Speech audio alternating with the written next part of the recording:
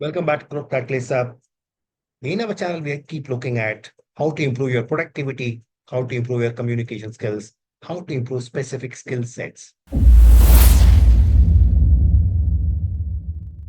Let me ask you this. Have you ever started a project very, very strongly? You wanted to finish a book, you wanted to do exercises, you want to eat healthier, you wanted to finish the project. You started very strongly, you started with lots of motivation, but by the end of the week, all the motivation seems to have faded and you seem to have slipped right back to your old habits, right? Raise your hand if you have done. I am also guilty of the same thing many, many times. This happens because motivation is not enough. This happens because the discipline to carry us through the intentions is just not enough. So, what is the solution? How do people who finish very strong, how do people who actually carry through and see through the projects actually do that? What is the secret of the super productive people? That's what we're going to talk about. I'm going to talk about a super fantastic technique called as implementation intentions and coping plans. These look like very big words, jargons. They are, but they are very, very useful techniques. And that's exactly what we're going to talk about and see today. Let's jump right in. Here is the deal. We start with a lot of motivation. We want to finish the project. We do want to finish that book. We do want to start that exercise. We do want to get into that dieting plan. All of that, we start with good motivation and intention. However, along the way, somewhere our motivation fades. It does. Motivation goes up and goes down. That's the nature of the motivation. Also, sometimes distractions hit us. Also, sometimes obstacles hit us. We are not prepared for those obstacles. We are not prepared for those distractions. And because of those obstacles, and because we are not prepared for it, because of those distractions, and because we are not prepared for it, the motivation fades even faster than we thought it would. And boom, you find yourself slipping through the old habits. And in no time, you are back to your old grind and you see that you've lost lots of time and you see that that project has not been seen through, it's halfway through and you're not even touched it. That book that you started is still pending. That dieting plan has not been followed up and so on and so forth. Very, very familiar, right? So the twist in the whole question is this. What if you can plan for those distractions? What if you can plan for those obstacles? What if? That what if is the whole plan, whole secret behind this implementation intentions and coping plan. The implementation intentions and coping plan simply looks at yes, life is full of obstacles. Yes, life is full of distractions, and we need to provide for it instead of getting hit by it. We know that these are going to happen, and especially when we know these are going to happen, why not provide for it? Why not plan for it? When you plan for it, you know how to handle these distractions. When you plan for it, you know how to handle these obstacles instead of getting hit by it, you know, to find a way around it because you have planned for it. You have asked yourself, if this happens, then I'm going to do this. So this is also called in simple layman terms, if then planning or scenario planning. That's exactly what the strategy that I'm going to talk about. Let's look at it further, more deeper. So how does it work? In simple words, you say that suppose you want to go back to gym and you want to shape up, you say that okay, every Monday, Wednesday, Friday at 7 p.m., as soon as I finish my college, as soon as I come back from home, come back from office to home, I go to gym. A simple intention, simple language, you tell yourself. You also tell yourself that I'm going to go to gym. I'm going to follow up on the diet plan. I'm going to follow up on the project that is halfway through, come what may, at this specific time on this specific date. In this example, 7 p.m., Monday, Wednesday, Friday, I'm going to hit the gym come what may. What happens if you come late from office? What happens if you come late from your college or there's a special project that you need to follow through in the college and you're half an hour late? This can happen and you don't know what to do. So when it happens, what are the options available for you? Should you, let's say you come back at 7:30, you're not back at 7, you are back at home by 7:30 or tired. Should you go back to gym at 7:30? Or should you skip the gym on that Monday and go to gym next day? What are the priorities? What are the options available? Basically, the whole thinking behind implementation intentions and coping plan is Think through these obstacles because they're going to happen. Think through these distractions because they're going to be there and plan for that. So you look at it because these are going to happen and say that if I'm coming even at 7:30, I will still go to gym. But instead of spending 1 hour in the gym, I'm going to spend only half an hour in the gym. Half an hour at the gym is better than no time in the gym. So I'm still going to spend it half an hour. You tell yourself and plan for that. But what if you come at 8?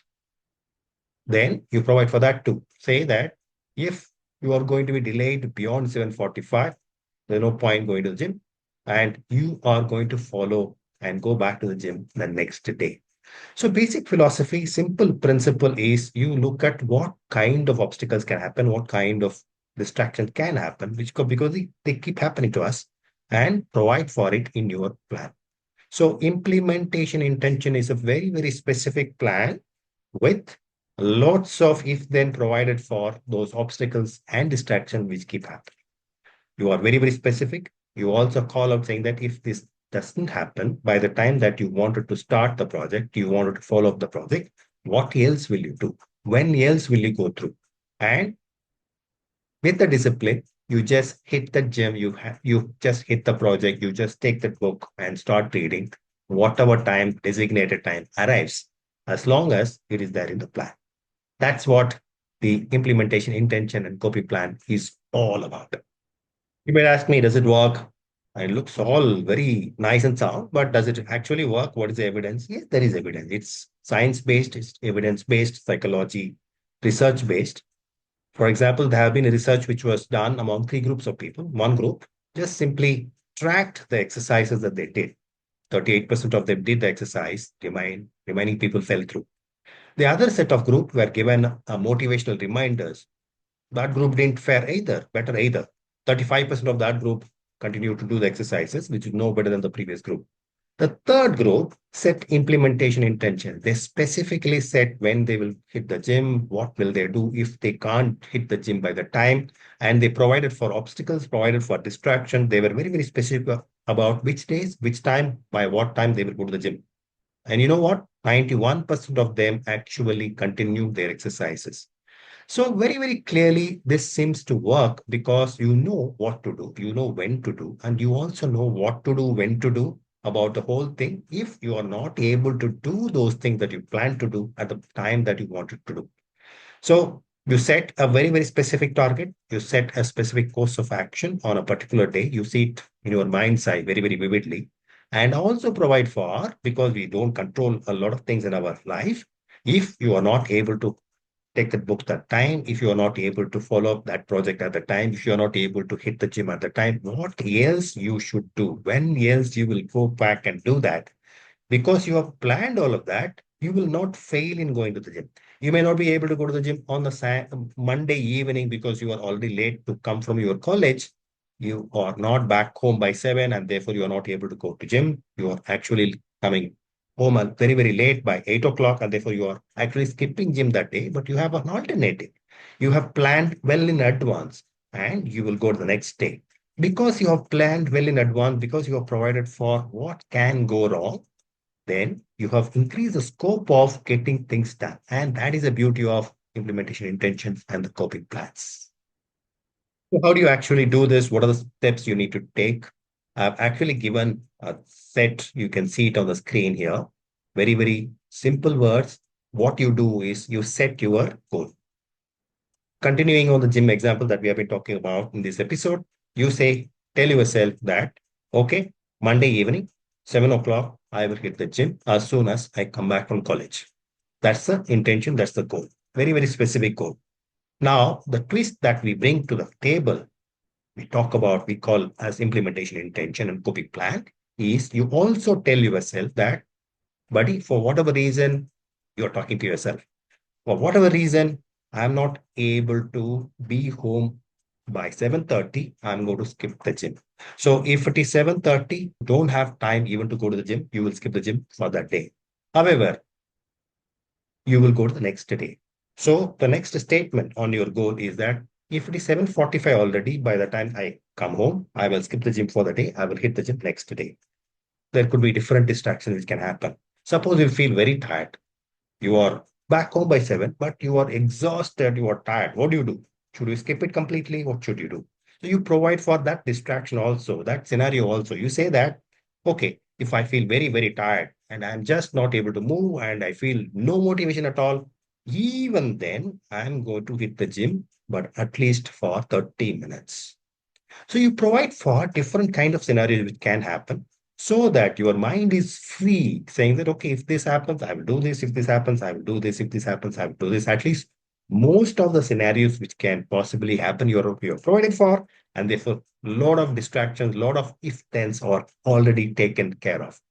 You can look at the typical plan on the screen. I have also given the whole set of how to go about this process, how to set your goal, how to set your implementation intentions, how to go for your coping plans, how to look at if then scenarios, all of them in a downloadable Word format in the download description section as a download link. Please do download it and check it out. But this is how this works.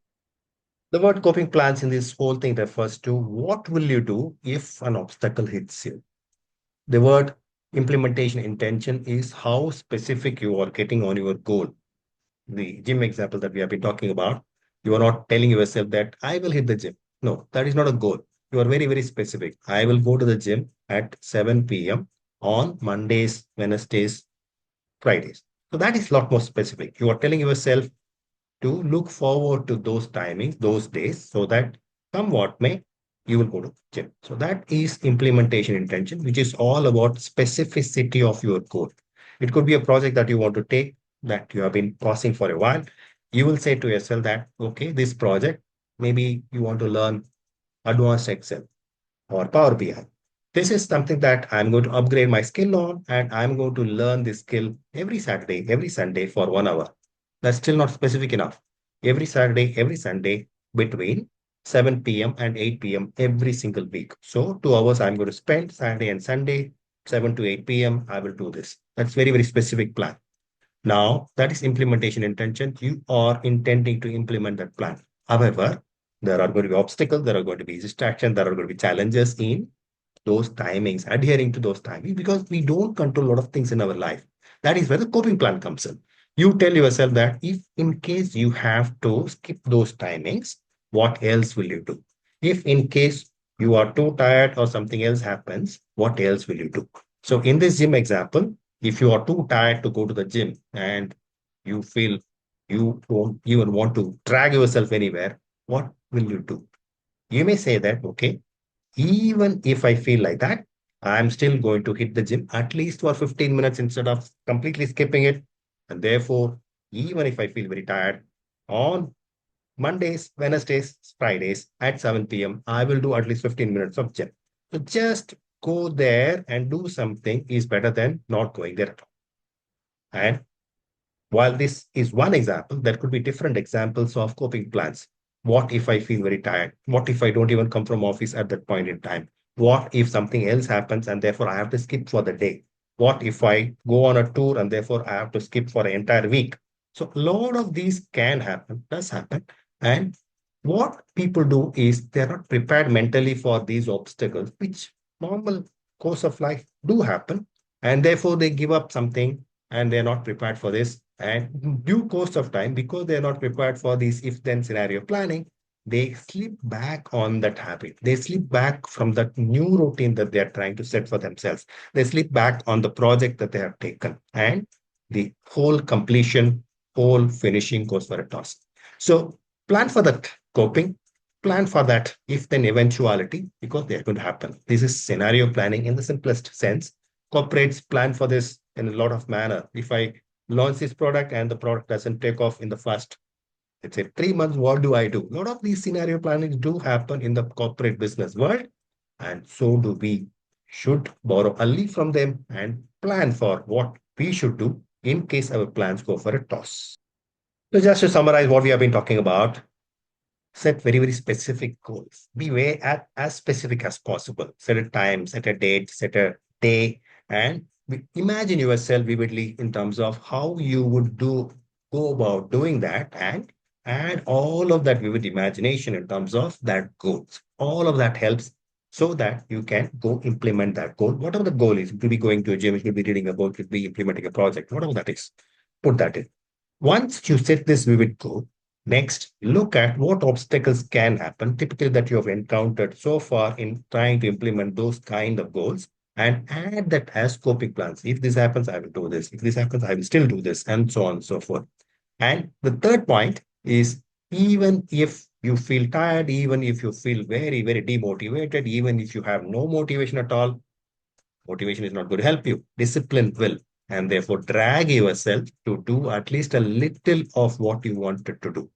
Remember, doing a little of at least what you wanted to do is much better than not even doing that. So, a 10 minutes of gym is better than not doing at all compared to 1 hour of gym. Yes, you wanted, but you are feeling very, very tired, but still hitting the gym, doing that exercise for 10 minutes is far better than not doing at all. Reading that book for 5 minutes is better than not reading at all. You may have wanted to read that book for half an hour. You don't have time. You were caught up in something, but you still come up at the appointed hour and read it for 5 minutes is much better than not reading it at all. Starting that project, learning that skill, learning that Power BI is better than, at least for 5 minutes, 10 minutes, is far better than not learning at all. You might have planned for 1 hour of learning. You don't have time. You got caught in something else.